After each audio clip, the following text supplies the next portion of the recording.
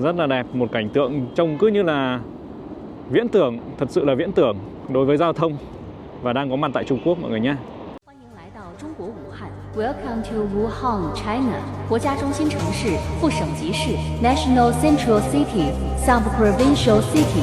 中国超大城市 China's mega cities. 中国内陆最大的水陆空交通枢纽 China's water, land and air transportation hub. 长江中游航运中心 Yangtze River Midstream Shipping Center. 武汉历史悠久。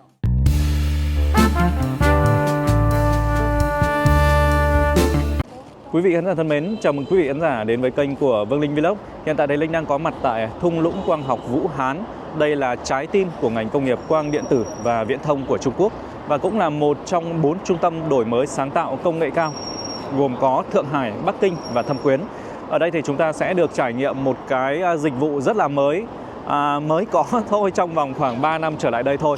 Đó chính là trải nghiệm tuyến tàu đi ở trên cao, nhưng mà đây là tàu treo ngược mọi người nhé. Và để đi đến đây trải nghiệm cái tuyến tàu này thì quý vị khán giả sẽ đi từ trung tâm của Vũ Hán bằng 2 line tàu.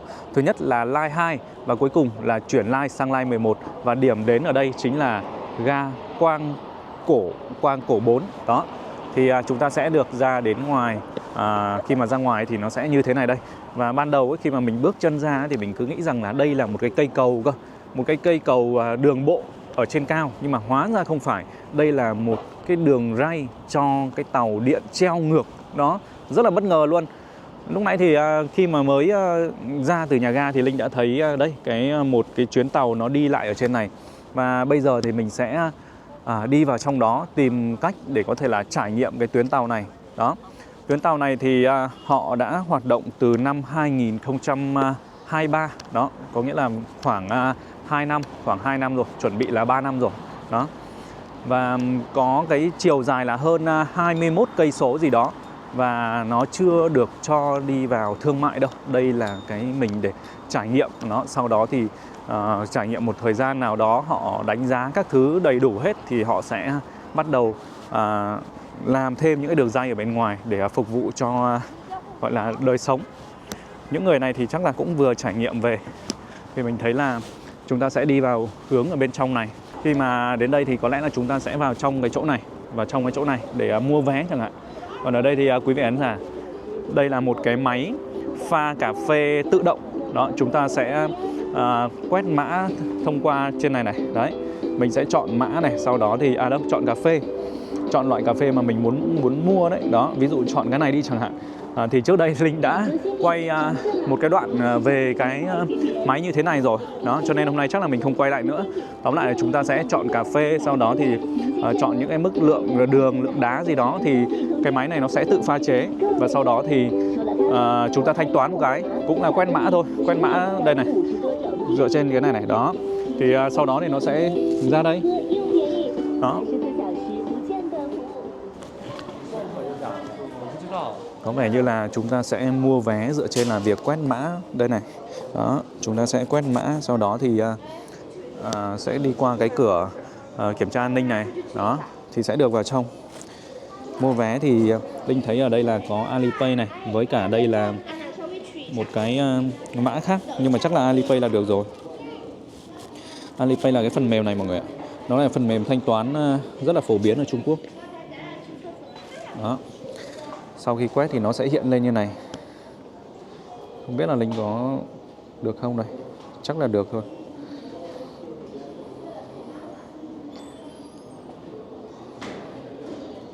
Mình còn không có số điện thoại Trung Quốc cơ. Số điện thoại Trung Quốc của Linh hiện tại là đang bị lỗi, đang bị khóa.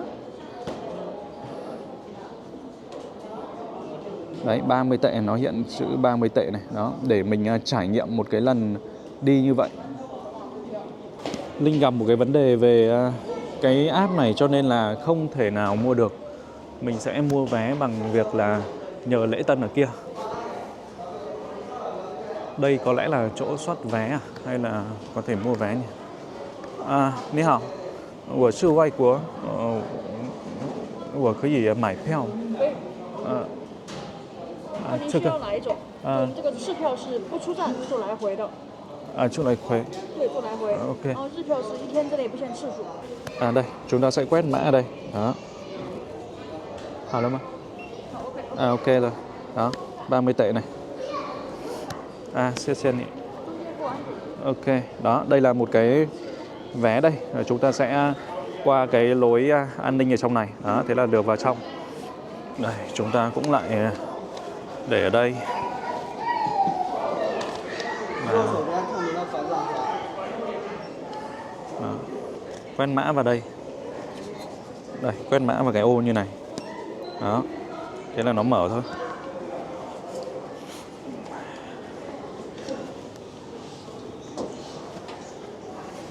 Bây giờ là tìm đường lên thôi. Chắc là đường nào cũng được. 30 tệ. Ở đây lúc nãy Linh thấy có cái mức 30 và 40 tệ. Thì là cái 30 này là có nghĩa là chỉ đi và quay lại một lần thôi. Còn nếu mà mua cái loại 40 tệ thì 40 tệ thì là chúng ta sẽ được đi lại rất là nhiều lần để trải nghiệm. Đó. Ở đây là gần với khu của trường Đại học Vũ Hán. Và khu này còn gọi là khu Đông Hồ mọi người ạ. Khu này tập trung chủ yếu là công nghệ cao. Mình sẽ đứng ở cái chỗ này để chờ tàu đến và lên thôi. Không biết là hình như là sẽ được đi hơn 10 km thì phải. Đó, theo như Linh tìm hiểu trước là như vậy. Cái loại hình này thì mình thấy cái nhà ga này thì nó cũng giống như là cái kiểu nhà ga của tàu điện ngầm ấy. Tuy nhiên là tàu điện ngầm thì nó ở dưới vậy thôi. Hoặc là thỉnh thoảng ấy có những cái tuyến tàu điện ngầm, ví dụ như là ở Trùng Khánh chẳng hạn ấy, ở thành phố Trùng Khánh của Trung Quốc ấy, thì có những nhà ga là nó cũng ở trên cao như này. Đó, trước kia Linh từng đi cái nhà ga nhà ga gì ấy nhở, mà có cái tuyến tàu mà nó đi xuyên qua chung cư ấy. Đó thì là cái nhà ga là nó cũng ở trên tầng 6 của cái tòa nhà đó. Đó. Nhưng mà đấy là gọi là tàu điện ngầm mọi người nhé, metro. Có những cái đoạn thì nó đi trên cao, trên bên ngoài trời, nhưng mà có đoạn đi dưới lòng đất. Còn cái này là nó hoàn toàn là đi ở trên, đương nhiên là trên không trung rồi. Nhưng mà cái điều đặc biệt của cái này là nó đi ngược. Và đây chính là cái đường ray của nó đây. Thì đường ray này là đây, nó thiết kế như thế này. Đây là những cái lối cửa vào. Đấy, để mình chờ lát nữa là ra vào là qua cái này. Còn đây là cái chiều của cái tàu này đi này. Ví dụ như là mình đang đứng ở là cái chỗ này này, Chiêu Phong Shan Station này này. Tiếp theo là mình sẽ đến Cao Xin chỗ này này. Đó. Và cuối cùng là đi đến chỗ này đây. Đó.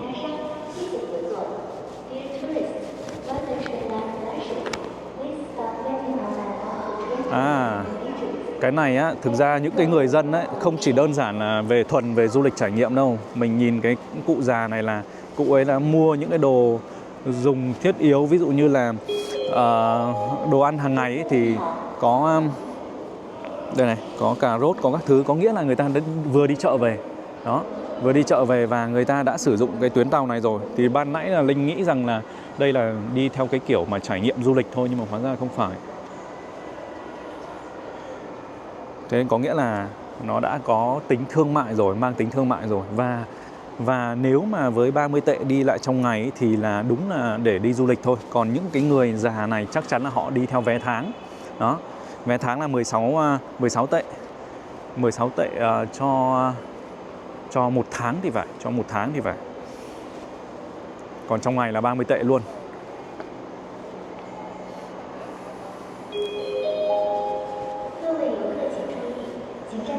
Cũng rất là hồi hộp, không biết là đi cái tàu này nó sẽ như thế nào.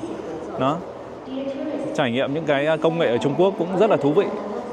Trung Quốc thì bây giờ họ đã rất là phát triển về những cái mặt mà liên quan đến công nghệ về đường xá, về giao thông các thứ, là nói thật là phải nói là đỉnh của đỉnh luôn rồi.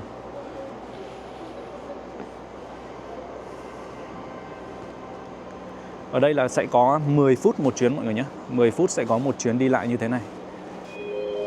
Nghĩ cũng hay thật, cái đường ray nó chỉ như thế này thôi mà tại sao nó lại có thể treo được nhỉ? Nhìn nó cũng không có cái gì nó gọi là quá là đặc biệt.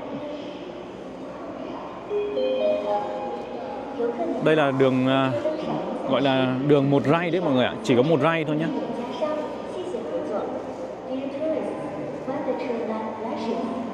À đây có một cái đoàn tàu đến rồi đây. Đó. Kìa kìa. Đó, quý vị khán giả có thấy chưa? Nó là đi ngược cơ. Nó là treo ngược cơ. Bình thường là tàu đáng lẽ nó phải ở trên cao kia, nhưng mà cái này là nó ngược. Cái thú vị của nó là như vậy. Đó. Đang đến rồi. Đây là của ray bên kia, cho nên là mình sẽ phải chờ cái ray bên này thì mình mới có thể đi lại được. Cái này, đó, nó là treo ngược như này.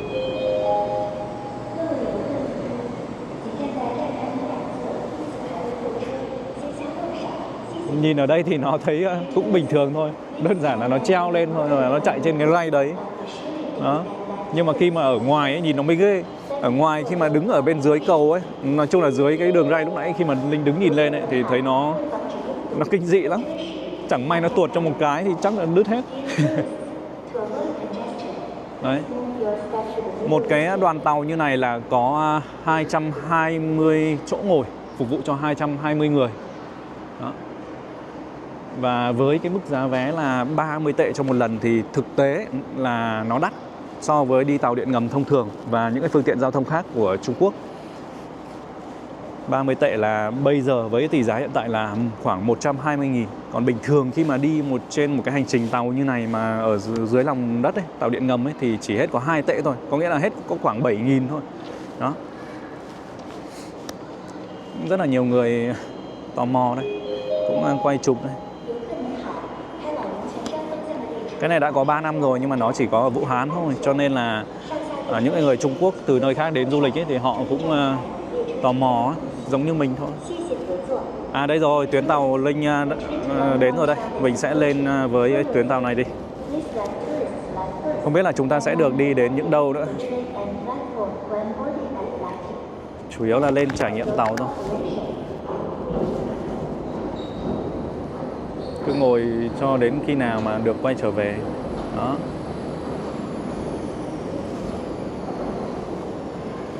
Kỳ diệu thật đấy. Ui, lên trên này.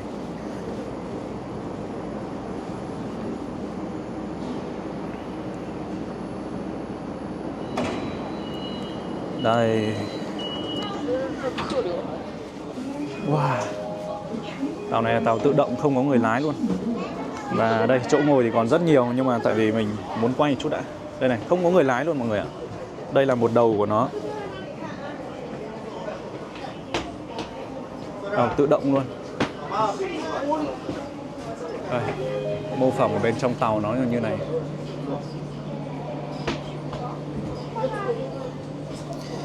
Và đây mọi người nhá, đây cái chỗ này cơ, chỗ này chắc là thiết kế kính nhìn trong suốt xuống bên dưới rồi. Đó, tàu đã bắt đầu di chuyển rồi đây. Mình có thể nhìn sang cái đường ray của phía bên cạnh kìa. Đó.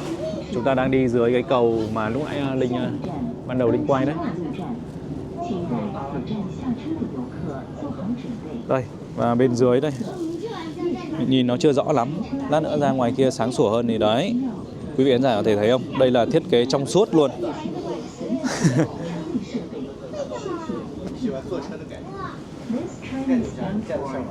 Đi cái này nó cảm giác hồi hộp lắm. Nó cảm giác hồi hộp hơn là mình đi dưới lòng đất. Cảm giác đi cái tàu điện ngầm đấy thì nó chắc chắn, nó cũng như thế thôi, nhưng mà nó dưới lòng đất nó cảm giác nó quen thuộc hơn. Còn như này là thấy cứ chân là nó cứ hơi run run, hồi hộp lắm. Đó. Tại sao họ lại thiết kế ra cái loại tàu treo ngược như vậy là bởi vì là nó có cái tính tiết kiệm hơn so với là những cái tuyến tàu điện ngầm bên dưới lòng đất, bởi vì là nó sẽ chiếm không gian ít hơn. Đây thì nó chỉ là thiết kế cái chỗ đường ray đó và tàu, còn bên dưới lòng đất là này kia là cứ phải đào lên, đào xới lên, xong rồi thì còn bao nhiêu trung tâm thương mại các thứ nữa, là chắc chắn là nó sẽ tốn về không gian hơn đó.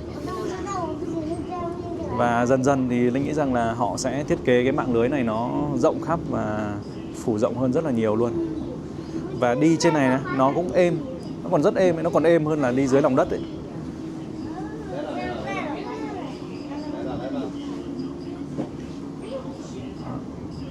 Đi đến những cái ga thì nó vẫn sẽ dừng thôi, bởi vì là Cái này là người ta đã vào thương mại rồi, chứ không phải chỉ đi từ một điểm xong rồi thì đến một cái điểm nào đó xong rồi cứ thế là xuống luôn.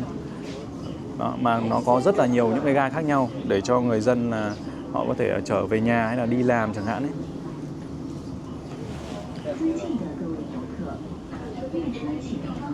Hay thật đấy. Đó. Quý vị khán giả có thể nhìn con đường phía dưới kìa. Đó.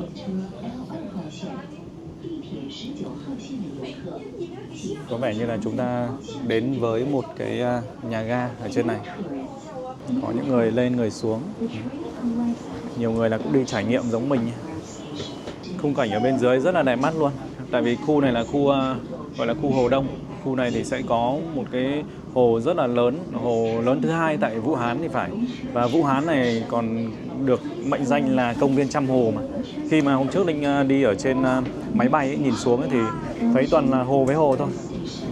Có rất là nhiều hồ nước. Thế mà người ta vẫn có thể là thiết kế ra được những cái tuyến tàu điện ngầm ở bên dưới lòng đất này. Xong rồi thì những hệ thống giao thông như thế này càng ngày càng phát triển. Tầm nhìn là 270 độ. Đó. Gần như là có thể là nhìn hết mọi ngóc ngách luôn, trái phải cả bên dưới như thế này đấy. Và còn mỗi bên trên là không thể nhìn lên trời đâu.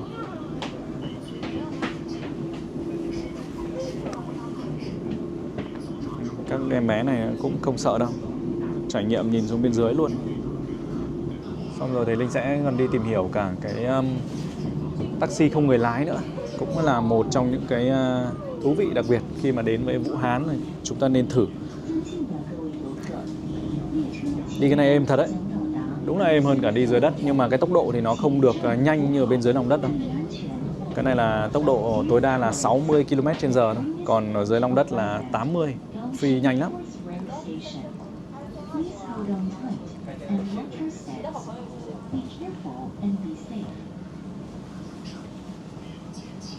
Vũ Hán mùa này mùa đông, cho nên là cây cối các thứ là lá vàng, lá đỏ hết rồi. Đó, những người này thì họ đã bắt đầu xuống với nhà ga này rồi. Có chỗ ngồi mà mình còn không muốn ngồi luôn, bởi vì là mình muốn ngắm nhìn quang cảnh xung quanh. Có tất cả là 220 chỗ ngồi và 2 toa mọi người nhé. Đây là toa 1, trên kia là một toa nữa. Linh sẽ đi từ đây lên trên này, không có người lái luôn, chỉ có một cái người làm kiểu như là giống kiểu công tác an ninh ở trên tàu ấy. Đấy, kiểu thế. Đó. Hay lắm, không có người lái luôn. Đó. Và những cái gương mặt thì từ già đến trẻ. Ở đây thì chúng ta sẽ nhìn thấy là có những cái nhà ga để chúng ta có thể xuống ấy. Bây giờ đang là nhà ga Cao Xin Road đây này. Đó. Cao Xin 4.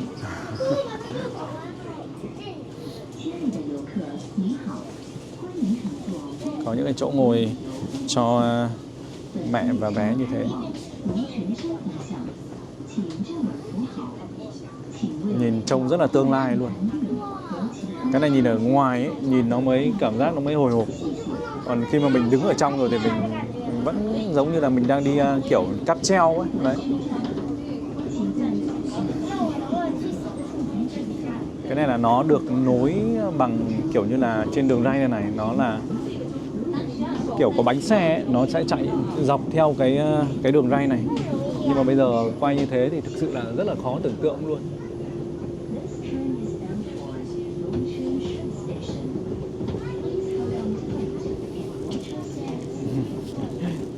Mấy đứa bé này không sợ tí nào luôn. Không sợ tí nào luôn. Cái này là camera ở trên tàu này. Đó, chúng ta còn có thể nhìn thấy cái đường ray ở đây nữa. Đường ray đang chạy này. Đó, nó có cái cam ở đó.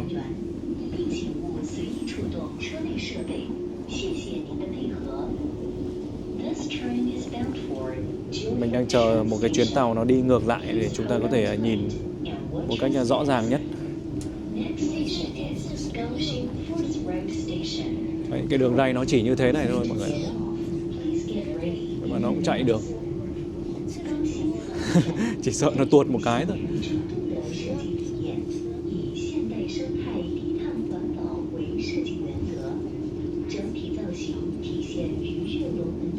Đúng là khi mà thiết kế cái kiểu này thì nó sẽ tiết kiệm được nhiều không gian hơn thật. Đây, nó đang đếm số này. Đến 1 đến 0 là bắt đầu nó chạy này, đó. Đó, bắt đầu chạy. Đây là chạy tự động mọi người nhé. 亲爱的游客，您好，欢迎乘坐光谷空轨旅游观光线。本次列车开往九峰山方向，请站稳扶好。请为老幼病残孕和其他需要帮助的游客让个座，谢谢。温馨提示您， Cái đường ray này nó cũng không phải là thẳng một mạch đâu nhé, mà nó cũng có những đoạn nó cong queo đấy. 游客做好准备。各位游客， Ví dụ như là trên này chẳng hạn đây. 有行车安全员，如有需要可随时联系工作人员。 Ở cao hơn cả cái đường ray của tàu này thì Linh thấy một cái công trình trên này này, thì không biết là đường ray của cái gì nữa, chắc là của tàu cao tốc. Đây có một cái chuyến tàu đi ngược lại cho quý vị khán giả xem rõ rõ này, đó, nó là như này đây.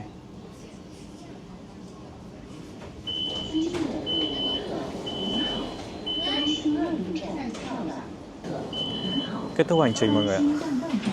Một hành trình rất là thú vị để trải nghiệm một trong những công nghệ cao của Vũ Hán, Trung Quốc. Đó. Những đoàn tàu như là những đoàn tàu từ tương lai luôn.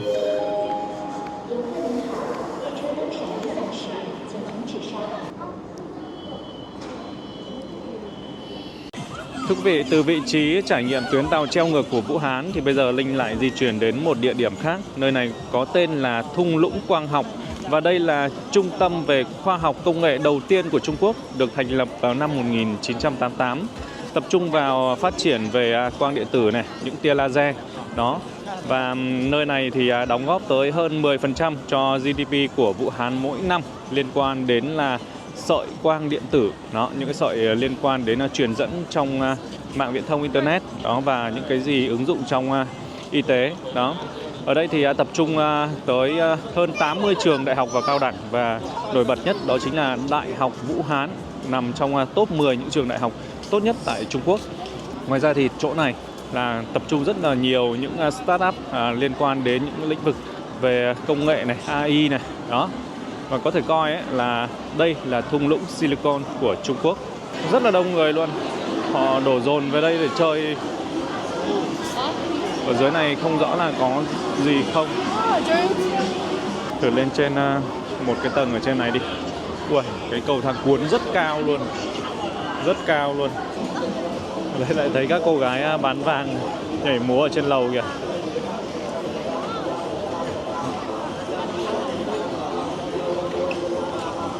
Nếu quý vị khán giả có đến với khu trải nghiệm tàu điện treo ngược ấy, thì sau đó thì quý vị khán giả có thể đến đây, khu này. Đó, rất là đẹp mắt, rất là châu Âu luôn. Bây giờ chúng ta sẽ cùng xuống dưới để ngắm nhìn quang cảnh ở bên dưới một chút mọi người nhé. Tòa nhà này thực sự là rất là ấn tượng và bắt mắt. Vậy nên là đã thu hút cực kỳ nhiều người đến đây.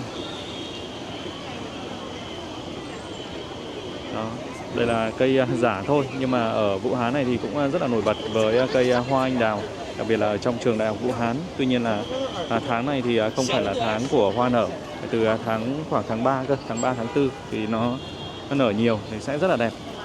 Không biết đây có phải là trụ sở chính của Huawei hay không, hay đơn giản chỉ là một nơi trưng bày sản phẩm bán hàng.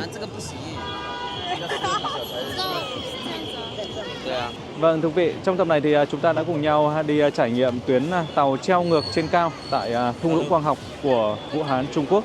Và sau đó thì chúng ta đã đến với một nơi rất là đông vui như thế này. Đây là một nơi cũng nằm trong khu vực trung tâm thung lũng Quang học, nơi có thể nói là khởi nguồn về đổi mới sáng tạo về công nghệ của Trung Quốc. Đó. Về taxi không người lái thì hôm nay Linh chưa tìm được cái địa điểm đó để mà mình có thể trải nghiệm, và xin hẹn quý vị khán giả vào trong một thời điểm nào khác Linh sẽ tìm và sẽ quay để chia sẻ về cái trải nghiệm đó sau. Đó. Và bây giờ thì có lẽ là Linh cũng xin phép được kết thúc video này tại đây. Xin chào và hẹn gặp lại.